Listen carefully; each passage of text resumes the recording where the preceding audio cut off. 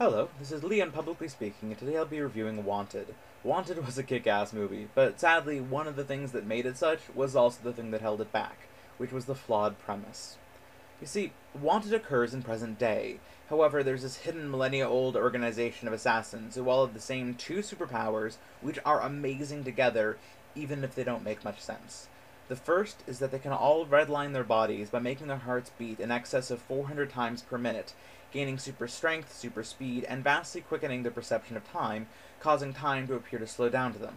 This is explained by pseudoscience and adrenaline, but attempting to follow the methods outlined in the movie would kill you. The normal human body isn't meant to take the kind of strain that these people are supposed to be putting themselves under. Their second ability is that they can bend bullets, and by that I don't mean the bullets themselves, but the trajectories of the bullets that they fire. This is blatantly impossible, and that's a superpower. There's a vague explanation of, if no one told you bullets didn't fly straight, what would you do? Except that, even if no one told you, they would still fly straight. 99.9% of the time, belief does not affect reality, and this is not that exception. They swing the gun as they fire, causing the bullets to arc after being fired, which might work if it were not for rifling. Okay, quick history lesson. A long time ago, guns used to really suck, being horribly inaccurate, and if you wanted to hit anything accurately at anything beyond a few feet, you had to use arrows which had stabilizing feathers. This was because the inside of guns was smooth, causing bullets to come out differently each time, influenced by the irregularities of the exploding gases from the gunpowder explosions that propelled the bullets out of the barrel, making it almost impossible to hit anyone with anything close to accuracy at any relevant distance.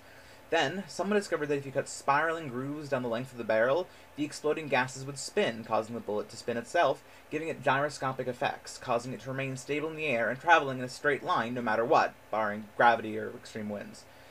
This makes bending bullets a supernatural ability, probably some specialized form of telekinesis that they don't realize, making it a cool power, if not a well-thought-out one. Now, you'd think these superpowered people that can bend bullets to be soldiers, not assassins, but here's where the premise is just dumb. You see, these assassins take their orders from a loom. A loom is just a machine that takes thread and quickly weaves it into a constant repeating pattern, making cloth. So, yeah, they take their orders from a loom. A freaking loom! Now, this sounds stupid, and it is, but apparently, 1,000 years ago, this loom was built in the Middle East, and was perfectly normal, except it would occasionally spit out a quick flurry of imperfections before going back to normal.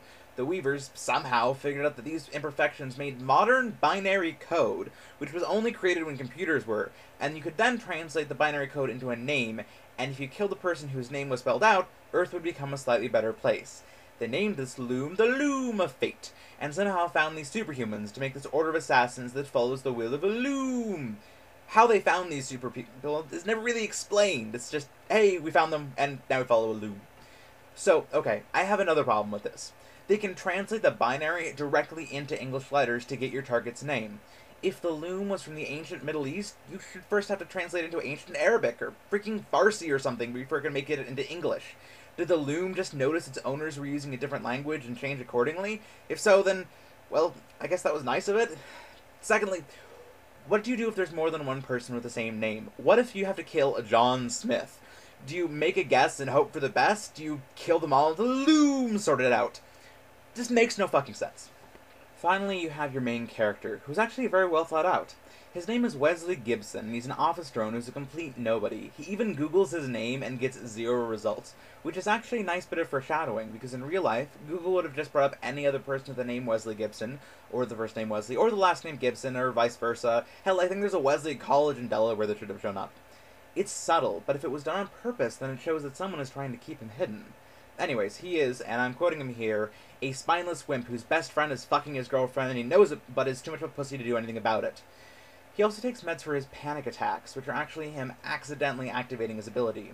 So, one night at a drugstore, Angelina Jolie shows up, tells him that A, his dad was an assassin, and B, he died last week and his killer is after Wesley. Said killer then shows up, there's a firefight, a chase scene, and Wesley and Jolie escape. Jolie says her name is Fox, and takes him to a building to meet her boss, who promptly gives him a gun, tells him to shoot the wings off some nearby flies, and has someone hold a gun to Wesley's head to prompt him into one of his panic attacks. So Wesley shoots the wings, but not the flies, and is told that if he wants to join their League of Assassins, he can. he does and goes through the training and the rest, which I won't spoil because it's so awesome you have to watch it for yourself. However, this movie was based off of a comic book of the same name, but with a radically different plot and premise.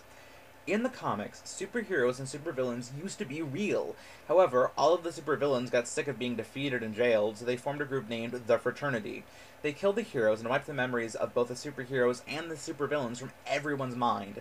However, it was impossible to fully do so, so they made people remember them as comic books, thus also effectively making themselves easier to hide by making them implausible, because instead of something new, people would dismiss the notion of supervillains as the stuff of comic books, causing disbelief by dissemination of information.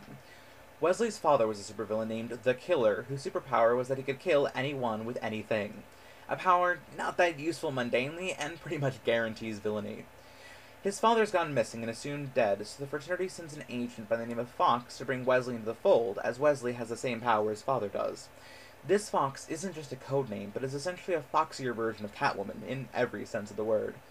Wesley is trained both mentally and physically, showing the darker side of humanity, and is encouraged to murder, rape, and steal to his heart's content, as the fraternity will easily clean up after he's done, and this desensitizes him to violence. He goes off the deep end for a bit, but then has a crisis of identity before becoming disinterested with pointless acts of evil, choosing to work with a main gadget-based villain instead to raid the alternate universes for kicks. Then the villain, who's in charge of Australia, is pissed because, well, he's in charge of Australia, so he tries to stage a coup and things go bad, but we're getting better-ish at the end. The series is epic and unrepentantly evil, but in a fun, understandable way, teaching a few very family-unfriendly Aesops in the process. Now, I mentioned all of that because there are rumors of a sequel to the movie which will follow the comics, which will be awesome, but I have no idea how they're going to pull it off. Oh well, you should see the first movie because it is awesome, and for about 2 to 8 hours afterwards, you'll feel like a complete badass, which is never a bad thing. This is Lee, publicly speaking, and signing off.